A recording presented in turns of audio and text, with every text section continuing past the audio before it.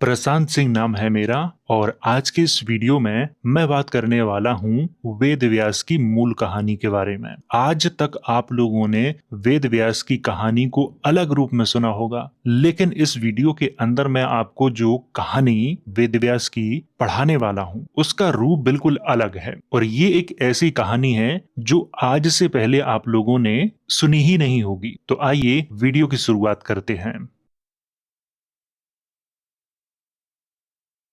तो वीडियो की शुरुआत यहाँ से करते हैं और ये है एक जातक कथा। और इस जातक कथा का नाम है कान्हा दीपायन जातक कथा। ये कथा भगवान बुद्ध ने श्रावस्ती के जैत वन बिहार में एक असंतुष्ट भिक्षु के विषय में कही थी। कथा बताती है कि वह कुलीन परिवार में जन्मा था और श्रावस्ती में रहता था। और उस समय श्रावस्ती का जो नाम था वो सावत्थी था। ये आपको ध्यान में रखना है, सावत्थी।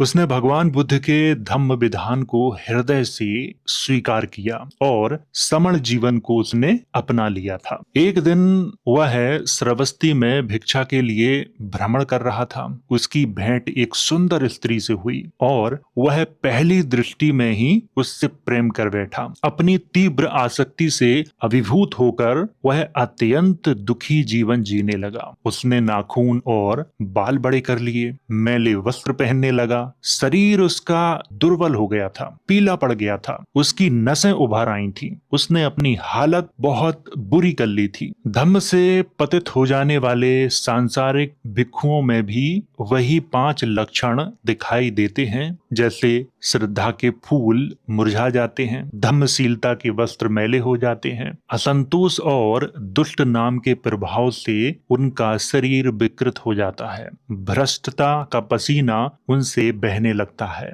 और वे वन वृक्षों की जड़ों में एकांत जीवन में भी अब आनंद नहीं पाते। ये सभी लक्षण उसमें स्पष्ट दिखाई देने लगे थे। इसीलिए वे उसे बुद्ध के पास ले आए और बोले, भजन, ये भिक्षु असंतुष्ट हो गया है क्योंकि उसका जो वैराग्य जीवन था अब वो प्रेम जीवन में बदल चुका था। वो एक स्त्री की तरफ इतना आकर्षित हो चुका था कि उसने अपने शरीर का तनिक भी ख्याल नहीं रखा, जिसके कारण उसके साथी जो भिक्षु थे वो उसे बुद्ध के पास ले आए। जब बुद्ध ने पूछा कि क्या ये बात सत्य है, तो उस भिक्षु ने स्वीकार किया कि ये सत्य है। तब बुद्ध ने कहा, भिक्षु, मैंने मनुष्यों और देवताओं के बीच ये घोषणा की है कि जो व्यक्ति 50 से अधिक वर्षों तक किसी दूसरे गुरु के संग में प्रवेश कर पवित्र जीवन जीता रहा हो, किंतु स्वभाव से संवेदनशील होने के कारण कभी यह ना समझ पाया हो कि वह पतन की ओर जा रहा है, तो फिर तुम, जिसने हमारे जैसे धम्म विधान को अपनाया जो पूर्ण सुरक्षा की ओर ले जाता है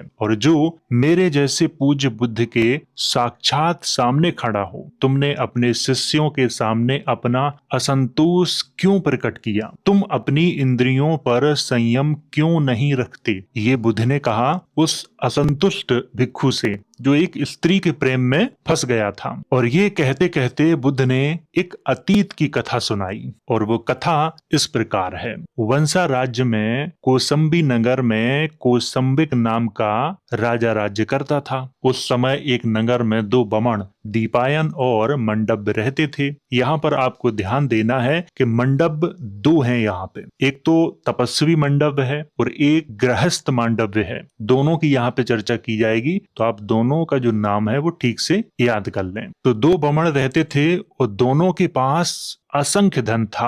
वे एक दूसरे के घनिष्ठ मित्र भी थे। जब उन्होंने ये समझ लिया कि संसार काम वासनाओं से उत्पन्न दुखों से भरा है, तो उन्होंने क्या किया कि दान के द्वारा अपना सारा जो धन था वो बांट दिया और सांसारिक जीवन का त्याग करके उन्होंने वैराग्य को धारण कर लिया और वो हिमालय की तरफ प्रस्थान कर गए। परिवार वालों के रोने के बाद भी, बिलखने के बाद भी उन्होंने अपना दृढ़ विश्वास नहीं खोया और वो हिमालय की ओर निकल आए। वहां पर एक आश्रम बनाया। 50 वर्षों तक वे तपस्वी जीवन जीते रहे। वनों में जहां कहीं अवसर मिला वहां के फल और कंदमूल खाकर जीवन निर्वाह करते रहे, किंतु ध्यान की उच्च अवस्था को वे प्राप्त नहीं कर सके क्योंकि उनका कोई गुरु ही नहीं था। इन 50 वर्षों के बीत जाने के बाद वे यात्रा पर निकले। रास्ते में देहातों की ओर यात्रा की और काशी राज्य पहुंचे। इस राज्य के एक नगर में मांडव नाम का एक गृहस्थ रहता था। यहाँ पर आपको ध्यान रखना है, अभी मैंने जो बोला था, एक तपस्वी मांडव्य है, वो कान्हा दीपायन है, उनके साथ में है। एक गृहस्थ मांडव्य है, उसकी यहाँ पे चर्चा हो रही है।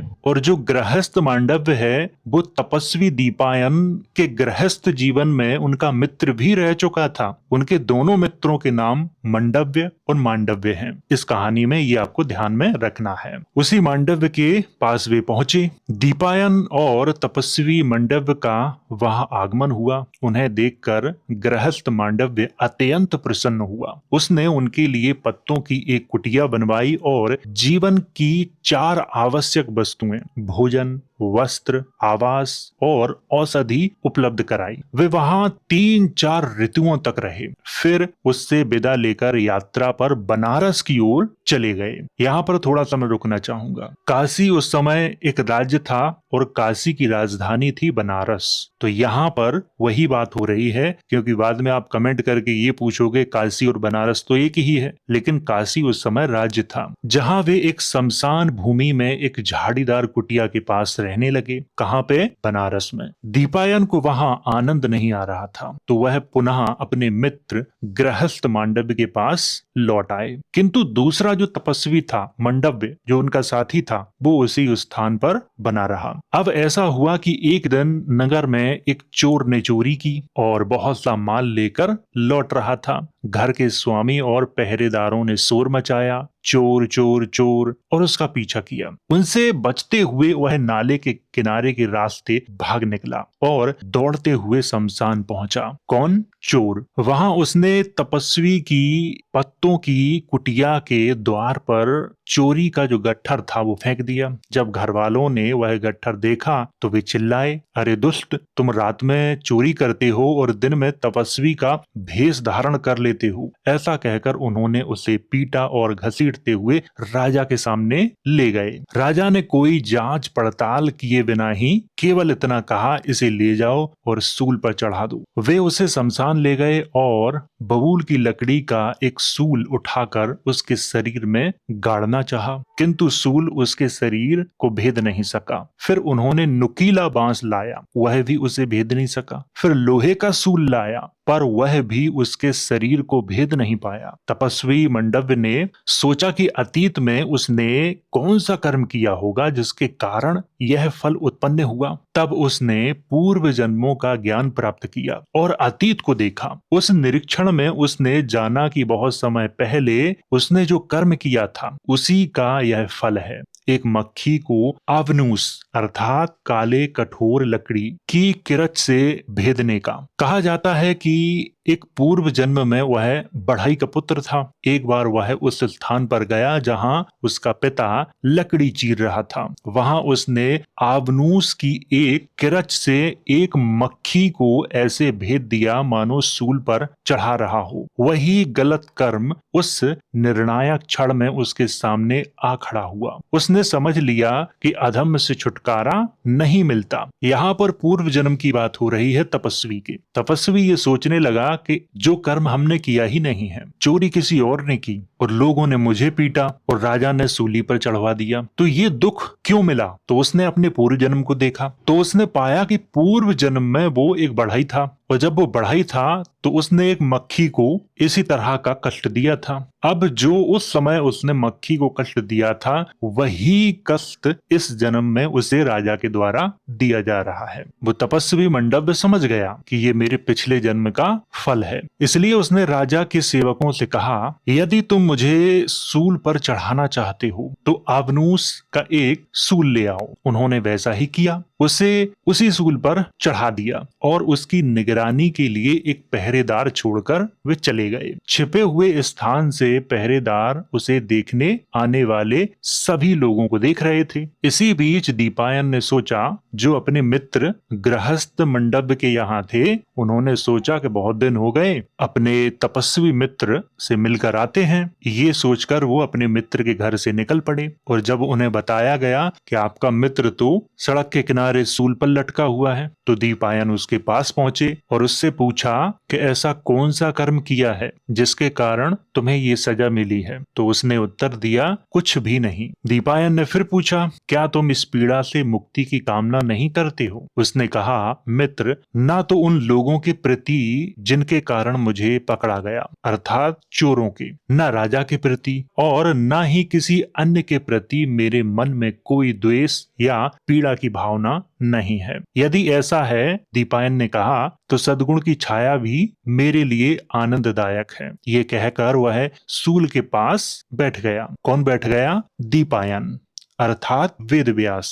जब तपस्वी मंडव्य के शरीर से दीपायन के शरीर पर रक्त और पीप गिरने लगे, पीप का अर्थ है मवाद, गिरने लगा, तब वे उसके स्वर्ण वर्ण शरीर पर गिरे तो वह वहीं पे सूख गए और काले धब्बों में वो बदल गए। इसी कारण आगे चलकर उन्हें कन्ह अथवा काला दीपायन कहा जाने लगा। यहाँ पर जो कहानी आई है उसको ध्यान में रखना है, कन्ह अथवा काला दीपायन। अब हिंदू ग्रंथों में क्या नाम लिखा है? कृष्ण द्वैपायन, ये लिखा हुआ है। पाली भाषा में कृष्ण शब्द नहीं लिखा जा सकता, वहां पे कान्हा लिखा हुआ है, तो कान्हा का कृष्ण किया गया, ये आपको ध्यान में रखना है। कहानी आगे की इस प्रकार है, वह पूरी रात वहीं बैठा रहा। कौन? कान्हा दीपायन। अगले दिन पहरेदारों ने जाकर राजा को ये समाचार दिया। राजा ने कहा, मैंने उतावलेपन में ये कार्य किया है, और शीघ्रता से वहां पहुंचा। उसने दीपायन से पूछा, महान तपस्वी, तुम यहाँ क्यों बैठे हो? दीपायन ने उत्तर दिया, मैं इसकी रक्षा के लिए यहाँ बैठा हूँ, किंतु बताइए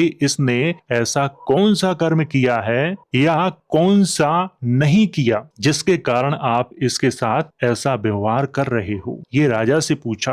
राजा ने स्वीकार किया, महान तपस्वी, मैंने बिना जांच पड़ताल के निर्णय लिया। भोग विलास में आसक्त एक साधारण गृहस्थ अच्छा नहीं होता। इस प्रकार और भी अनेक उपदेशात्मक बातें उसने कही। जब राजा को ज्ञात हुआ कि तपस्वी मंडप निर्दोष है, तो उसने सूल को निकालने का आदेश दिया, किंतु जितना प्रयास करते सूल निकलता ही नहीं। तब तपस्वी मंडप ने कहा, महाराज, बहुत पहले किए गए एक द्वेष के कारण मुझे यह अपमान सहना पड़ा। मेरे शरीर से इस सूल को निकालना असंभव है, किंतु यदि आप मेरा जीवन बचाना चाहते हैं तो एक आरी मंगवाइए और त्वचा के साथ साथ उसे काट दो। राजा ने ऐसा ही करवाया। सूल का जो भाग उसके शरीर के भीतर था वह वहीं रह गया। राजा ने उन दोनों तपस्वियों दीपायन और मंडव्य को प्रणाम किया और क्षमा याचना की। फिर उन्हें अपने उपवन में बसाकर उनकी देखभाल की। उसी समय से मंडव्य को मंडव्य खूंटा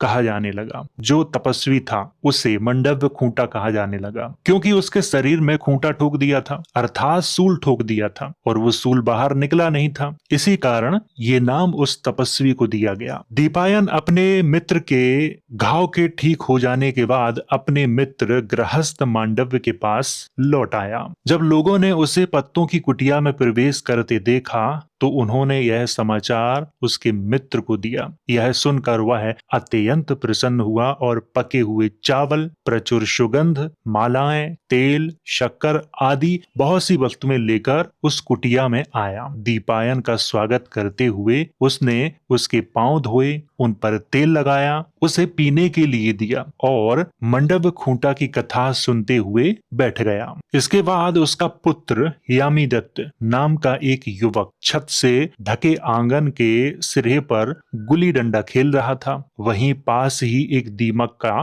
टीला था जिसमें एक सांप रहता था। लड़के की गुल्ली उछलकर जमीन पर गिरी और दीमक के बिल में चली गई। यह ना जानते हुए कि भीतर सांप है, लड़के ने अपना हाथ बिल में डाल दिया। क्रोधित सांप ने उसके हाथ में डस लिया। वह सांप के विष के तीव्र प्रभाव से मूर्छित होकर गिर पड़ा। तब उसके माता पिता अपने पुत्र को सांप द्वारा डसा हुआ देखकर उसे उठाकर तपस्वी के पास ले आए, अर्थात दीपायन के पास ले आए। उसे तपस्वी के चरणों में लिटाकर उन्होंने कहा, भदंत, लोग औषधियां और मंत्रों का आदेश देते हैं, कृपया हमारे पुत्र को ठीक कर दीजिए। कान्हा दीपायन ने कहा, मैं ना औषधि जानता हूँ, न वैद्य का व्यवसाय करता हूँ, मैं धम्म मार्ग का व्यक्ति हूँ। ये किसने कहा? कान्हा दीपायन ने कहा। इस पर बच्चे के माता पिता ने कहा, वदंत, इस बालक पर दया कीजिए और सत्य घोषणा कीजिए। अच्छा, तपस्वी ने कहा, अर्थात दीपायन ने कहा, मैं सत्य घोषणा करूंगा। और यामी दत्त के सिर पर हाथ रख कर कान्हा दीपायन ने यह गाथा उच्चारित की। 7 दिनों तक मन में शांति रखकर शुद्ध जीवन मैंने जिया। पुण्य की कामना करते हुए तब से अलग होकर 50 वर्षों तक आत्मलीन रहकर मैं यह सत्य घोषित करता हूँ, यहाँ अनिच्छा से मैं जीवन जी रहा हूँ। यह सत्य कल्याणकारी बने, विष निष्फल हो जाए, यह बालक जीवित हो उठे। यह सत्य घोषणा होते ही यामी दत्त की छाती से विष निकल पड़ा और भूमि में समा गया। बालक ने आंखें खोली और माता पिता को देखकर मां कहकर पुकारा और फिर करवट लेकर लेट गया। तब कान्हा दीपायन ने उस बच्चे के माता पिता से कहा, देखो, मैंने अपनी शक्ति का प्रयोग किया है, अब तुम्हारी शक्ति के प्रयोग का समय है। उन्होंने उत्तर दिया, मैं भी यह सत्य घोषणा करूंगा। और अपने पुत्र की छाती पर हाथ रखकर उसने दूसरा श्लोक दोहराया, यदि मैंने दानों की कभी चिंता नहीं की, आने वाले हर व्यक्ति का सत्कार किया, फिर भी भले और बुद्धिमानों को ना पहचाना और अपने वास्तविक आत्म संयम में स्थित रहा, यदि अनिच्छा से भी मैंने दान दिया हो तो यह सत्य कल्याणकारी बने, विष निष्फल हो जाए, यह बालक जीवित हो उठे। इस सत्य घोषणा के बाद बालक की पीठ से विष निकल पड़ा और धरती में समा गया। बालक उठ बैठा किंतु खड़ा नहीं हो सका। तब पिता ने माता से कहा, देवी, मैंने अपनी शक्ति का प्रयोग कर लिया है, अब तुम भी सत्य घोषणा करके अपने पुत्र को उठने और चलने में सहायता करो। उसने कहा। उस बालक के पिता ने ये कहा था उस बालक की माता से। अब बालक की माता का कर्तव्य है कि वो भी ऐसा करे। मैं भी धम्म का कथन कर सकती हूँ, किंतु आपकी उपस्थिति में मैं इसे घोषित नहीं कर सकती, उसने कहा। किसने? उस बालक की माता ने। देवी, हर प्रकार से मेरे पुत्र की रक्षा करो, उस महिला के पति ने कहा। उसने उत्तर दिया, बहुत अच्छा। और उसकी सत्य घोषणा तीसरे श्लोक में दी गई है। अब वो महिला जिसका पुत्र था वो घोषणा करती है, जिस सांप ने आज तुम्हें डसा है, हे पुत्र, उसी बिल में और तुम्हारे पिता भी, मैं कहती हूँ, पूर्ण उदासीनता में स्थित हैं। यह सत्य कल्याणकारी बने, विष निष्फल हो जाए, यह बालक जीवित हो उठे। यह सत्य घोषणा होते ही सारा विष निकलकर धरती में समा गया। यामी दत्त अपने पूरे शरीर से विष मुक्त होकर उठ खड़ा हुआ और खेलने लगा। जब पुत्र इस प्रकार उठ खड़ा हुआ तब गृहस्थ मांडव्य ने दीपायन से पूछा कि उसके मन में क्या विचार है। तब दीपायन ने चौथा श्लोक कहा, जो शांत संयमित हैं वे संसार त्याग देते हैं, केवल कान्हा दीपायन को छोड़कर वह अनिच्छा में नहीं है। तो फिर दीपायन, तुम क्यों हिचकते हो और क्यों अनिच्छा से पवित्र मार्ग पर चलते हो? इसका उत्तर देते हुए दूसरे ने 5वां श्लोक दोहराया, वह संसार त्याग देता है फिर लौट भी आता है, अज्ञानी उसे मूर्ख समझ सकते हैं। यही वह कारण है जिससे मैं हिचकता हूँ, पवित्र मार्ग पर चलता हूँ। यद्यपि इच्छा नहीं है, मैं जो ठीक आचरण करता हूँ उसका कारण ये है ज्ञानी पुरुषों द्वारा प्रशंसित सदाचारी का निवास। इस प्रकार वह अपना विचार स्पष्ट करने के बाद उसने 6ठे श्लोक में मंडव्य से पुनः प्रश्न किया, यह तुम्हारा घर तो केवल एक सराय के समान था, जहाँ भोजन और पेय का भंडार सदा उपलब्ध रहता था। मुनि, यात्री और तपस्वी यहाँ अपनी भूख और प्यास शांत करते थे। फिर भी क्या किसी अपवाद या दोष का भय था कि तुम अनिच्छा से ही दान देते रहे। तत्पश्चात मंडव्य ने 7वें श्लोक द्वारा अपने विचार स्पष्ट किए। अब जो गृहस्थ मंडव्य है वो कह रहा है कान्हादीपायन से, मेरे पिता और पितामह पवित्र थे, दान देने में अत्यंत उदार और श्रेष्ठ। मैंने भी पूर्ण सावधानी के साथ अपने पूर्वजों की जीवन पद्धति का अनुसरण किया ताकि मैं पतित ना हो जाऊं। इसी कारण मैंने अनिच्छा से दान दिया। यह कहने के बाद मंडव्य ने 8वें श्लोक के शब्दों में अपनी पत्नी से प्रश्न किया। अभी तक जो वार्तालाप हो रहा था वो गृहस्थ मांडव्य और दीपायन के मध्य में हो रहा था। अब जो गृहस्थ मांडव्य था वो अपनी पत्नी से एक प्रश्न पूछता है श्लोक के माध्यम से। जब तुम एक अल्पबुद्धि युवती थी, वो अपनी पत्नी से पूछ रहा है, मैं तुम्हें तुम्हारे घर से लाकर अपनी पत्नी बनाया, तब तुमने मुझे अपनी उदासीनता नहीं बताई, प्रेम के बिना तुमने पूरा जीवन बिताया, तो फिर हे सुशील स्वभाव वाली स्त्री, क्यों तुम इस प्रकार निस्नेह भाव से मेरे साथ रहती रही? और इसके उत्तर में उसने 9वां श्लोक दोहराया। अब इसका उत्तर कौन देती है? वो महिला देती है अपने पति को। वो कहती है, इस कुल में यह परंपरा नहीं है कि विवाहिता स्त्री दूसरा पति करे, ना कभी रही है। इसी मर्यादा को मैं निभाना चाहती थी, कहीं पतिता ना कहलाऊं, इसी लोक निंदा के भय ने मुझे रोक रखा और मैं तुम्हारे साथ इस निस्नेह भाव से रहती रही। ये वो स्त्री कह रही है जिसके बेटे को सांप ने डस लिया था। वो अपने पति से ये कह रही है कि मुझे तुमसे प्रेम नहीं था, लेकिन समाज के डर से मैं तुम्हारे साथ में रह रही हूँ। लोक निंदा के भय ने मुझे रोक के रखा है। और ये सब क्यों कहा जा रहा है? क्योंकि सत्य की घोषणा करनी है और वही सत्य उसके बेटे को उस सर्प के दोष से बचा सकता है। इसीलिए पहले कान्हादीपायन ने अपनी सत्य की घोषणा की और फिर उस बालक के पिता ने, इसके बाद माता ने। और जब माता ने ये कहा कि मैं ये घोषणा अपने पति के सामने नहीं कर पाऊंगी, तो पति वहां से चला जाता है। फिर वो महिला कान्हादीपायन के सामने घोषणा करती है। इस पर पति को शक हो जाता है। फिर पति पत्नी के बीच में संवाद होता है। उसी के संदर्भ में ये यहाँ पे कहा गया है। अगर एक बार में आपको समझ में नहीं आया है तो फिर से आप इसे दोबारा से देख सकते हो, ये कहानी आपको समझ में आएगी। आइए आगे बात करते हैं। यह कहने के बाद उसके मन में एक विचार आया, मेरा रहस्य मेरे पति को ज्ञात हो गया है। महिला कह रही है, वह रहस्य जो मैंने इस तपस्वी के सिवा किसी को नहीं बताया था, वह मुझसे क्रुद्ध होगा। मैं इस तपस्वी को अपने विश्वास पात्र की उपस्थिति में क्षमा मांगूंगी। और इसी उद्देश्य से उसने 10वां श्लोक कहा। अब मैंने वह कह दिया है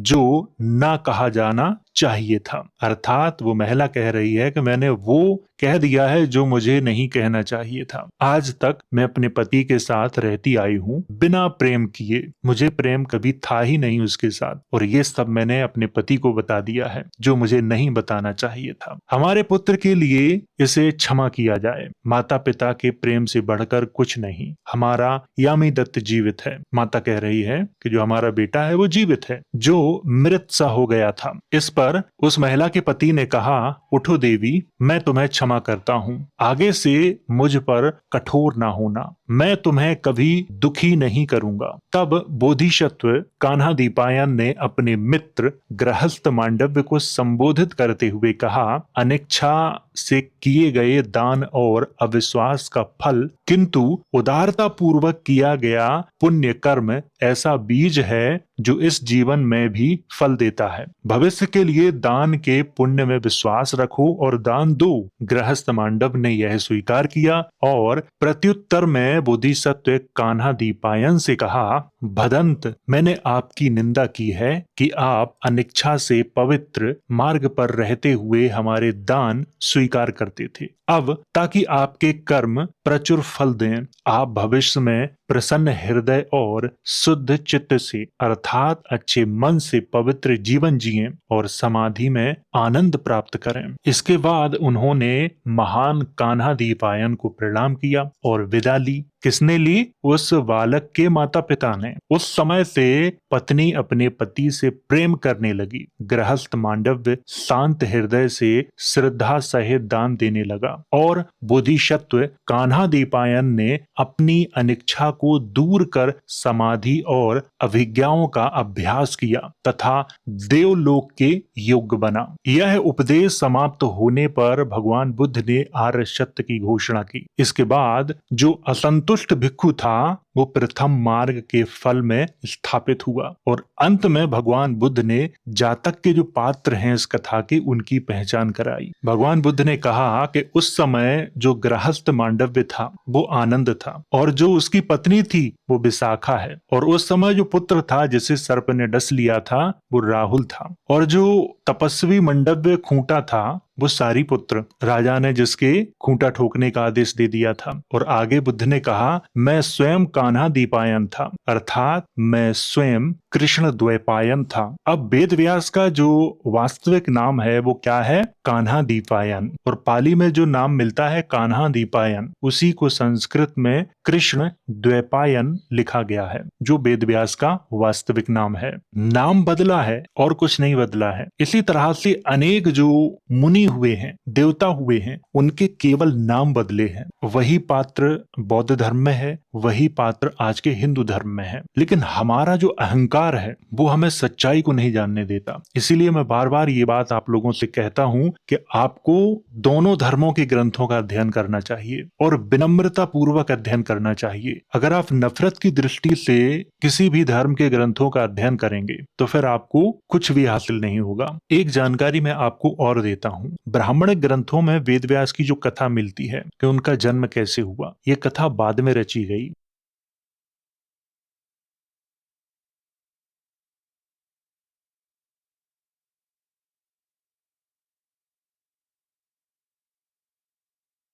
और जितने भी पात्र बौद्ध धर्म से ब्राह्मण धर्म में लिए गए हैं उन पात्रों के संबंध में इसी तरह की कथाएं मिलेंगी ताकि लोग मूल कहानी तक न पहुंच पाएं। लेकिन यहां से आपको समझ में आ गया होगा कि वेद व्यास की जो कहानी है वो कहां से ली गई है। इस जातक कथा में गौतम बुद्ध खुद ही स्वीकार करते हैं कि मैं ही पिछले जन्म में कान्हादीपायन था अर्थात कृष्ण द्वैपायन था यानी वेद व्यास था। तो उम्मीद है आप लोगों को ये कहानी समझ में आई होगी। अगर नहीं आई है तो इस वीडियो को एक बार फिर से देख लीजिए। ये कहानी आपको पूरी तरह से समझ में आ जाएगी। तो वीडियो अगर अच्छा लगा हो तो इसे लाइक करें शेयर करें। वीडियो देखने के लिए धन्यवाद।